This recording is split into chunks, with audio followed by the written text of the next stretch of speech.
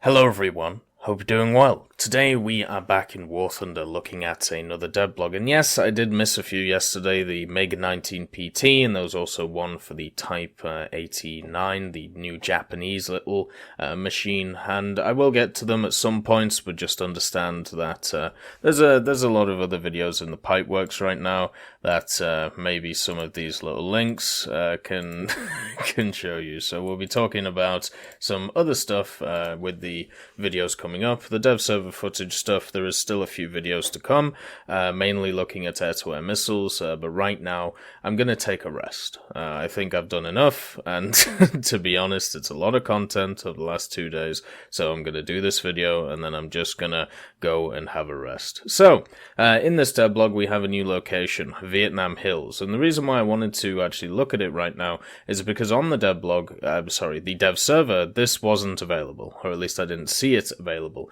and it seems to be one of the largest maps, if not the largest, that is coming to ground forces. It is a 4x4 kilometer ground location. Now I do have a few pictures of this map which basically show how large it is, because obviously from the devblog it only takes little snippets of it, but this generally shows you how big it is. Now this picture shows the city itself, and the city is called Hoi An, or Hoi An. I'm gonna screw it up, so that's how I'm saying it. It's a class 3 city, which means it's a provincial city, and it also has, it's known as a UNESCO World Heritage Site since 1999, so one of the historic sites that we get to see in War Thunder, and hopefully not absolutely annihilate. So going back to this picture here, what we can see is the majority of the map is not actually located around the city, it is located around everywhere else, and just here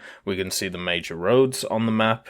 Basically, let's just see if you can actually see this. Yes, you can. Wonderful stuff. So the major roads actually go through the center of the map, but they do become sparse around this area, and according to the devblog that we see here, the devblog says that it basically defines each part of the map. So you have 3 distinct parts of it. You got the north section of the map, which is divided by rocky mountains, separated by deep gorges, though which long and winding roads lead to the occasional open mountain plateau.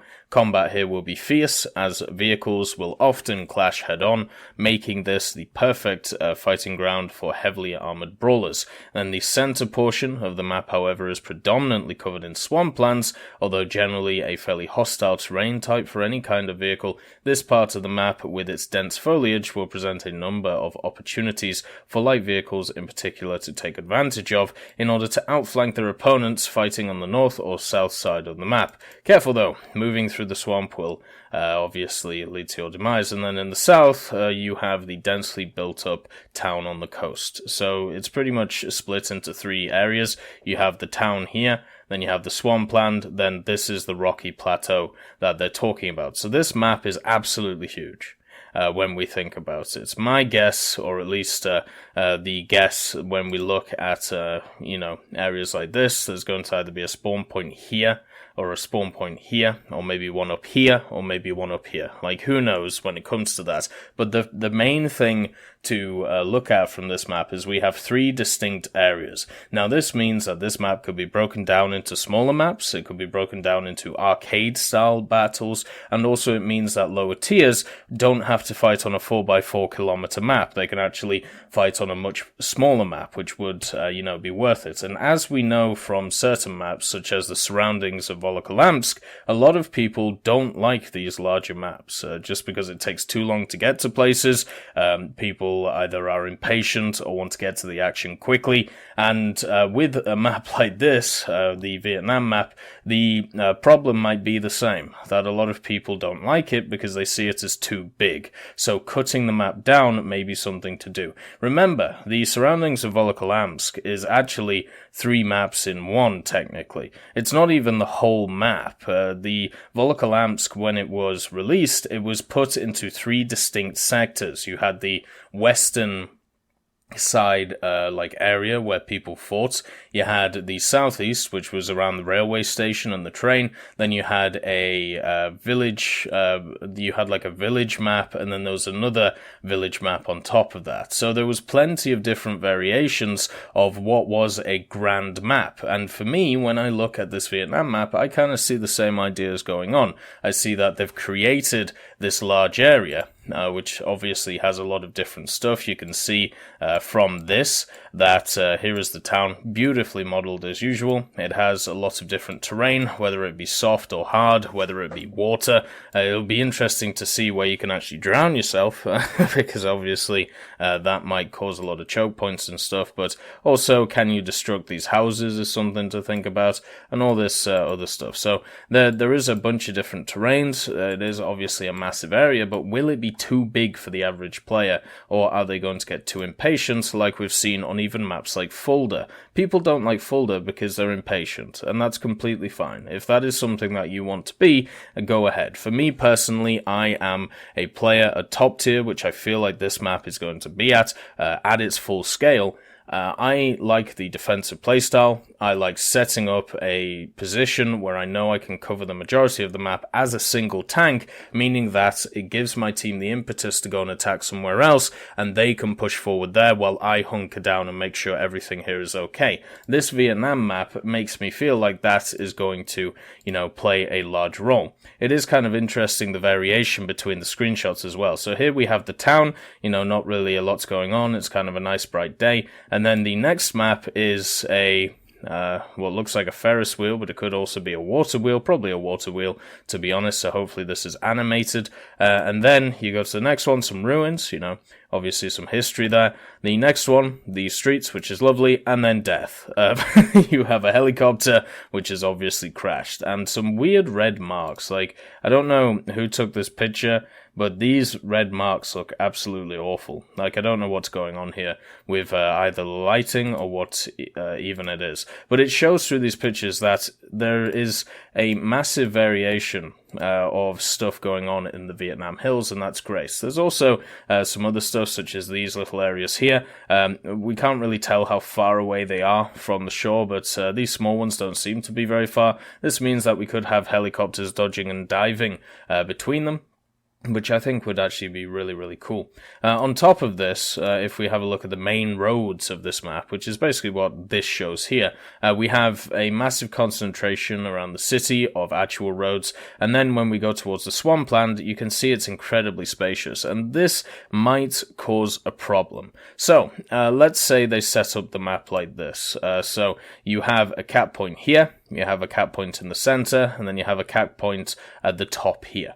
Now, if you spawn over here, and if you spawn over here, whoever is able to hunker down this position and just look over the swamp wins, or vice versa, depending on which side has the advantage of being able to look over the swampland. Because if we look from this picture, this area here, which seems to be mountainous, or this area here, which seems to be mountainous, looks like it can just cover this whole area. Now, obviously, this is about maybe a kilometer across, maybe even more than that, so that is something to think about. I wish this map was on the dev server so we could have a look around it, but it does kind of worry me when you have a big area up top here, where you can fight between, heavies, as it said, fight between up here. And then you have an area down here where it's city fighting, and then in the center you have this massive, swampland, which kind of cuts the two apart. There is a map in, there's a map in World of Tanks. I can't remember what it's called, but basically on the left-hand side you have a corridor. And that is it, corridor. In the center, you have a very, very open lane where generally scouts go, and if you can win the battle in the center, you can overlook the rest of the map, which is a town on the right-hand side, and there is a big lake between that center road and the town. So you basically have three options of where you can go, and because after a while people figure out the map, they know where to go, but the big problem with the map is it is very hard to get to one side from the other. So, if you see your team getting battered on one side, sometimes you can't get back in time to be able to, sort out what's going on. For me, I see this map might have the same problem. If I go through here and batter the top, right? Let's just say I mean, we don't really have a good picture for this. Maybe I can find it. Yeah, I suppose it's either this one or this one again. So let's say my squad pushes up here, batters the top of the map, which is basically the mountainous area that they're talking about. Well, I can't really affect the other two areas of the map. Because of how far it is away from me. Like, if we batter this top area, yes, we have complete control of it, but I have to rely on teammates over here doing, their thing. What happens if I, as, a squad, or I, as an individual, or we as a squad, push through here, and we are able to, we are able to capture this? How easy is it going from the north to the middle to the south and vice versa? Is it an easy map to go across? Well, my guess is no, since the majority of it is swampland, and this is a real issue with the map. The connection between the top and the bottom of it looks like it might be a little bit dodgy. Hopefully, as I said, we do get a dev server on this. The map itself looks absolutely beautiful. Like, this is actually one of the screenshots that Unknown was able to get from the dev server files on it. You can see that it has a wonderful, what looks like a temple, some lovely gateways and paths and everything like this. Like, the map itself looks absolutely stunning, but I'm just worried about it being too big from the point of I can't get across it quickly. Like, if you took the Italy map, right, and you expanded it and kept that same terrain, so like hard terrain so you can fly about, then yeah, that sounds grand. But if you stuck a massive swamp in the middle of it and meant that getting through it is going to be pretty much impossible to do, like, I can only affect one of the points here. I can't get effectively across the map. Even on a map like Fulda, right, which has 3 caps which are pretty much nowhere near each other, I can still, in the context of a game, affect 2 caps at once if I go to the left-hand side. Can I do that on this map? Well, that is, that is something that we will have to see. I hope that this map is cut into quadrants, so it can be used at lower tiers, and at higher tiers, yes, I would like to see how this 4x4 idea comes out. Maybe even it could be a World War map or an EC map, later on. And also, we need to see how the swamp works. With the Italians coming out, the Italians have a lot of interesting prototype armored cars in their rank 4 and rank 5s. Won't they just do awful in this terrain? God, it's not going to be fun. At least scouting will have a big impact because it will be very, very useful on a map this size to see where the enemy are. Overall, I do have high hopes for this map, as long as it's split up into quadrants. I am worried about the center having a large swamp in it, but we'll have to see. I do think that there will be problems with that swamp. Anyway, hopefully it comes to dev server, and I'll catch it then. I am very, very tired. I hope you all have a wonderful day, and I'll see you next time.